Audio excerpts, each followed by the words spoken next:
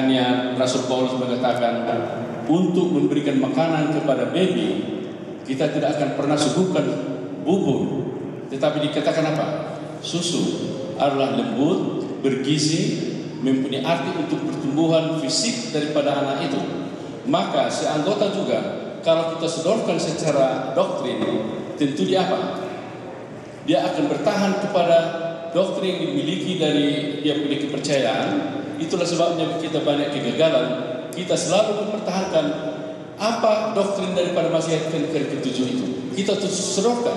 Misalnya hari Sabat, padahal mereka memiliki kepercayaan hari Minggu itu yang akan dipelihara.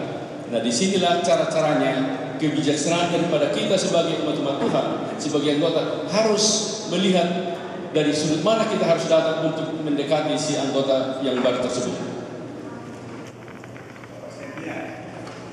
Mengikuti apa yang dikatakan oleh Bapak Sitanggang, saya lebih cenderung mengatakan kalau judul pelajaran sekolah sahabat kita ini adalah penginjilan dan kesaksian yang berurutan. Ada langkah-langkah yang harus ditempuh. Seperti Pak Sitanggang tadi mengatakan bahwa pertama-tama kita harus memberikan susu dulu bagi mereka yang baru saja mengenal kebenaran ini atau yang akan mengenal kebenaran ini. Kemudian baru kita memberikan bubur sarit untuk lebih pertumbuhan yang lebih baik daripada yang bersangkutan. Inilah urutan-urutan yang kita harus laksanakan, sebab jika tidak, saya pikir penginjilan itu bisa saja tidak berhasil. Dan kalau kita lihat caranya Yesus untuk menyampaikan Injil ini, kita melihat bahwa dia memperhatikan keperluan orang itu pada ketika itu, felt needs pada saat itu. Dan kemudian itulah yang kita harus sampaikan. Dan Yesus menyembuhkan orang yang sakit tersebut. Sebenarnya tujuan daripada Yesus adalah menyembuhkan orang itu secara rohani. Tetapi tidak lantas dia melakukan penyembuhan kerohanian orang tersebut. Tetapi kebutuhan yang pertama yang dibutuhkan oleh yang bersangkutan adalah penyembuhan fisik. Saudara dia masih ingat apa yang Yesus katakan mengenai cara menjangkau orang berdasarkan keperluan-keperluannya. Ya, di dalam Lukas pasal 9 ya. Perlu saudara melihat dalam buku Lukas pasal 9, Yesus itu secara terperinci memberikan jelas dalam ayat yang ke-11. Saudara bisa buka di dalam ayat yang ke-11, Lukas pasal 9 ayat yang ke-11. Bagaimanakah Yesus itu memberikan satu gagasan yang baik atau satu tindakan yang baik dalam penginjilan. Yang pertama dikatakan fill. Okay, the first step that we have to do in order for us to success in our ministry, Jesus has there's a step that Jesus already mentioned to us in Luke chapter 9 verse 11. Says that we have to fulfill their physical needs. Is that right, Pastor Emerson? We have to fulfill the first need, the physical need, and the second step, we have to fulfill the spiritual need. So we have to understand. Jadi seperti apa yang dikatakan oleh pendeta Siagian tadi, harus berurutan. First thing that we have to do, fulfill the physical needs. How? The Seventh-day Adventists already declared. The Seventh-day Adventists already declared that we have to fulfill their needs through Adra.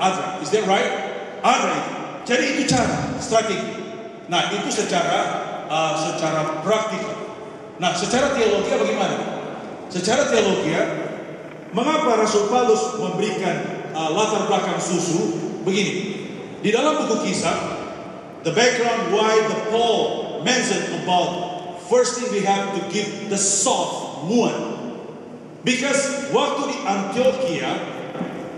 Antioquia dia argue, ya.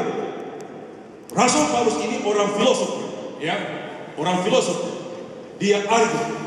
Waktu dia mengadakan argue, tidak ada baptisan, tidak ada. Nah, itu muat. Tapi waktu dia datang di Korintus, what he did mention to the people in the Corinth. First thing, kita rubah strategi. We have to change our strategy. Kasih susu dulu, kasih susu. Kekecilan tempat persembahan. Iya, Ada yang nggak saya kelihatan. mau ditekankan pada pagi ini, saudara setangga. Masih ingat dalam Matius pasal 25 ayat 35 sampai 40, kalau kita datang kepada orang yang lapar gimana? Kalau kita datang kepada orang lapar, dikatakan kita memberi makan. Kalau kita datang kepada mereka yang kekurangan, misalnya pakaian, kita memberikan pakaian. Apa sebenarnya maksudnya? Nah, disinilah kita secara organisasi Advent diadakan ada suatu departemen yang itu ADRA. Mereka menyelidiki tempat-tempat tertentu itu, apa yang sebenarnya dibutuhkan di sana. Mungkin kalau kita datang ke gereja demikian saat ini, kita tidak melihat orang-orang yang berkekurangan, tetapi di masyarakat sekeliling kita ada mereka yang berkekurangan. Kalau misalnya sakit, kita kunjungi mereka, kita berikan suatu perhatian, bukan arti mengatakan bahwa karena kamu sudah melanggar peraturan kesehatan daripada menurut Alkitab, kamu menjadi sakit. Nah, disinilah cara kita mendekatinya. Jangan terus langsung kita menembak atau memberikan sesuatu yang harus kita tekankan menurut doktrin dari Advent. Tetapi kita kunjungi mereka kalau sakit, kalau kekurangan mereka kita kunjungi dan berdoa, memberikan apa yang perlu untuk mereka miliki dalam pada hari ini.